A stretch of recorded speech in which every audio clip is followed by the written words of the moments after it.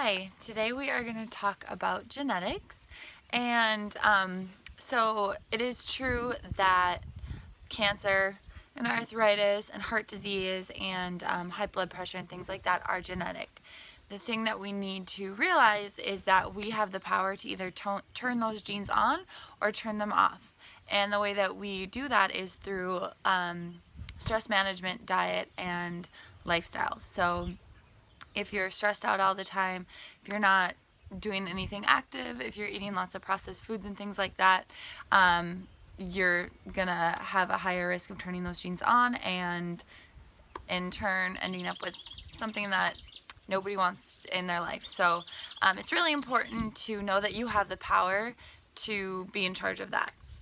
And so when we eat diet really high in processed foods and sugars and things like that, when we are stressed out all the time, when we don't sleep enough, that's when we cause inflammation in our bodies, and we cause this inflammation all the way down to our cells, and then that is what causes these diseases, these chronic diseases, which interestingly enough are some of the top killers in the world, and they are all related to mainly diet. So knowing that, you absolutely can make a huge choice in if you're going to eat the processed foods and sugars and fill your cupboards with those, or if you're going to take a different route and really, even though it's not always easy, eat a healthy diet that's going to aid in your health and longevity and things like that.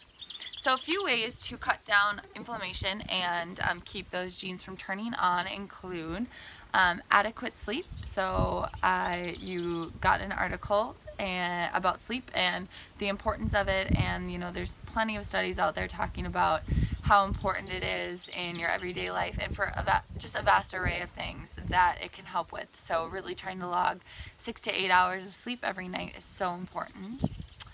Breathwork and meditation. This is something that a lot of people find very difficult, and it's hard to clear a busy mind, but it's also something that you need to do daily for it to work. So just like if a doctor were to give you a pill, you'd have to take it daily, otherwise you wouldn't be able to heal or cure whatever it is. You need to do the same with breathwork and meditation. Everybody has a different route for this. There's no right or wrong. You just have to find whatever works for you and then really commit to it too. So supplements. I sent out an article on supplements, and so it's important to supplement your body with those types of things that we don't always get in our diet, and a lot of those things help prevent diseases and things like that. Eating veggies and fruits, obviously very important. Lots of leafy greens help with keeping an alkali system, which is important for keeping inflammation down as well. Eating a grain and gluten-free diet. We can get into grains and glutens about the anti-nutrients and how it's really hard for our body to break those down. So best solution is just to remove them completely. There's lots of other ways to get carb sources in and take care of any cravings that you might have around that.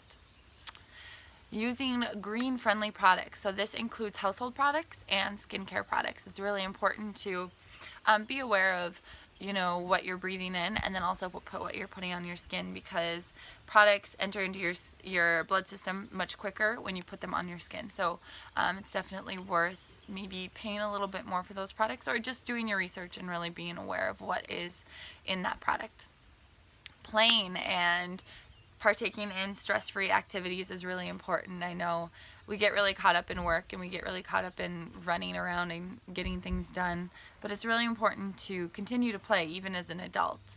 That is absolutely something that you should schedule into your weekly planner and make time for it. So there's lots of fun, playful things that you can do as an adult as well. Eating high quality meats is very important. I know I've mentioned this before, that's one thing that I absolutely splurge on. I can't say it enough.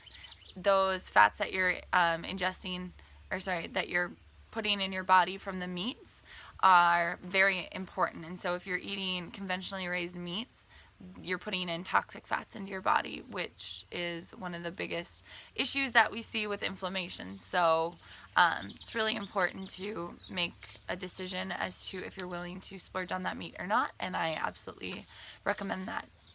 Moving and being active. So doing some sort of weightlifting, some sort of cardio. Find something that you enjoy so that it's not a chore to do every day, and just make sure that you schedule that also into your planner each week. So even at the end of the day when you're really, really tired and sitting on the couch and watching Breaking Bad sounds so much better, just go for maybe a 30-minute walk or do 10-minute sprints. Doesn't matter, whatever it is. Find a way that you enjoy that and then commit to it. And then the last one is rest, relax, and allow your body to rejuvenate. So when I teach yoga classes, we go into our corpse pose at the end and we move into a meditation and relaxation state. I always say that this is the most important pose that we can do for ourselves. It's really important to allow your body to rejuvenate. When you sleep, that's when your body is doing lots and lots of restoring and things like that. And if we never slow down, then we really struggle catching up, and we see inflammation and just a host of so many things that we don't need to deal with. So being sure that you rest and you relax, however that might be for you. Maybe you take a vacation. It could be even meditating every day, maybe winding down with a glass of red wine and reading. So however that works for you. But these are important things, so take them into consideration and start incorporating them into your life.